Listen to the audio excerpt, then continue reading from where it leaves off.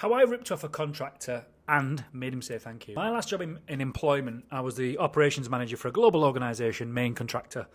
And we were in the thick of a £80 million contract for local authority. And things were getting tight.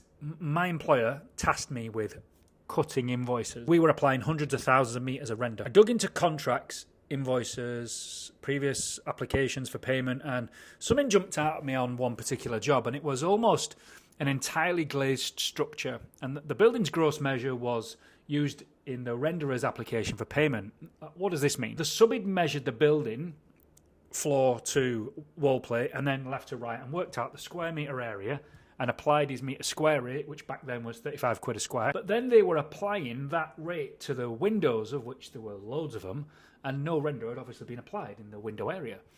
And this one particular job was a 400 square metre application, and it turned out that there was only 70 square of. So their application, 400 times 35 being 14k, that became 70 times 35, which was 2450 or thereabouts, which was a massive cut.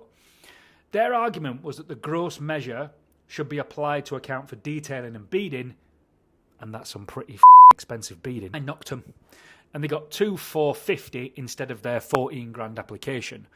This was a awful experience for me as a human, but my employer loved me for it. This application of rate went forward onto the future properties of the scheme and saved the company hundreds of thousands of pounds. The thank you that I got from the subby was not revisiting work they'd previously done, and I soon quit after this.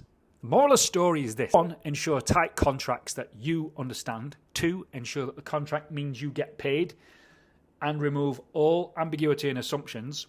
And 3, manage the project and the relationship with the customer.